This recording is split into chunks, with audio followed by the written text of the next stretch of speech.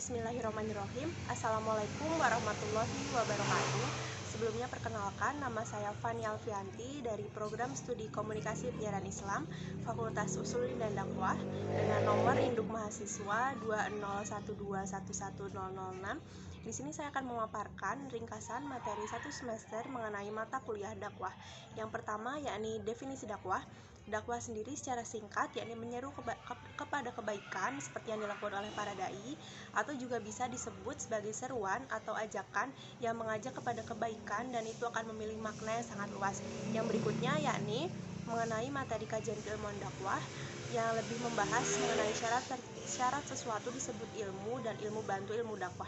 Dalam buku Profesor Ali Aziz halaman 54, syarat sesuatu disebut sebagai ilmu yaitu harus objektif, metodik, universal, dan sistematis. Nah, kenapa ilmu dakwah perlu ilmu bantu? Karena dakwah membutuhkan ilmu-ilmu lainnya dalam mengaji objek yang disampaikan, seperti komunikasi, retorika, psikologi, dan lain-lain. Materi selanjutnya yakni sejarah perkembangan ilmu dakwah. Nah, sejarah perkembangan ilmu dakwah dibagi melalui beberapa tahapan, yakni tahap konvensional atau tradisional, tahap sistematis, dan tahap ilmiah.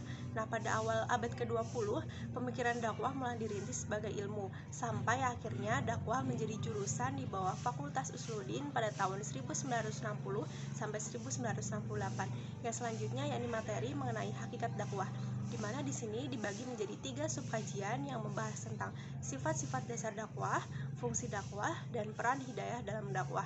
Yang selanjutnya ini adalah fikih dakwah. Nah, dalam dakwah ada istilah pendakwah atau dai. Secara teoritis yakni ada 3.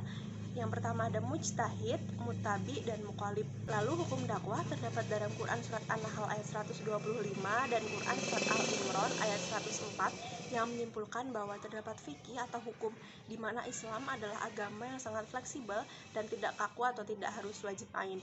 Yang selanjutnya ini materi mengenai prinsip-prinsip dakwah, di mana prinsip merupakan pedoman atau pegangan. Jadi prinsip dakwah adalah pegangan dalam berdakwah yang harus ditanamkan dalam hati pendakwah seperti memberi keteladanan sebelum berdakwah dan prinsip-prinsip dakwah lainnya. Materi selanjutnya yakni pendakwah yang lebih membahas tentang kualifikasi pendakwah, di mana syarat pendakwah yang paling umum yakni berilmu dan berakhlak, atau bisa dibaca dalam buku halaman 218 Abdul Karim Zaidan yang mengutip Al-Bayanuni. Materi berikutnya ini dakwah dan moderasi beragama. Moderasi beragama sendiri yakni pilihan untuk memiliki cara pandang, sikap, dan perilaku di tengah-tengah, tidak berlebih-lebihan dalam beragama dan tidak berperilaku ekstrim. Nah, kenapa sih harus moderasi beragama? Karena kita hidup di masyarakat majemuk, kita memiliki tanggung jawab untuk menjaga harmoni sosial, juga karena berkembangnya paham ekstrim di berbagai lini sosial yang mengancam seni-sendi kebangsaan. Yang selanjutnya nih materi mitra dakwah. Mitra dakwah atau penyikmat dakwah adalah bagaimana cara kita menghadapi mad'u atau audiens dengan cara menunaikan atau menggunakan bahasa kaumnya atau mad'u. Yang selanjutnya yakni mitra dakwah. Mitra dakwah atau penyimak dakwah adalah bagaimana cara kita menghadapi mad'u atau audiens dengan menyampaikan atau menggunakan bahasa kaumnya dengan melihat siapa dan golongan audiens tersebut. Nah, cara penyampaian dakwah lebih penting dari isi dakwah. Oleh karena itu, setiap dai dituntut bisa menyesuaikan di mana ia sedang berdakwah dan pada siapa ia menyampaikan dakwah. Materi selanjutnya yakni pesan dakwah. Dalam dakwah, pesan itu sangat penting sama dengan metode penyampaiannya. Rumus dalam pesan dakwah sangat sederhana. Ketika ingin menyampaikan pesan dakwah, sampaikan sesuai dengan kondisi mad'u atau mitra dakwah. Nah, pesan-pesan tersebut terbagi menjadi 3 bagian, yakni pesan akidah, pesan syariah, dan pesan akhlak. Nah, materi yang berikutnya yakni metode dakwah. Metode dakwah adalah cara-cara tertentu yang dilakukan seorang dai kepada mad'u untuk mencapai suatu tujuan sesuai dengan surat An-Nahl ayat 125 yang membahas mengenai hikmah, mau'izah hasanah, dan mujadalah. Dan yang terakhir yakni materi mengenai efek dakwah. Nah, efek yang diharapkan tentunya adalah kebaikan, tetapi kita tidak boleh lupa bahwa efek tersebut tidak bisa dihasilkan secara spontan melainkan secara bertahap.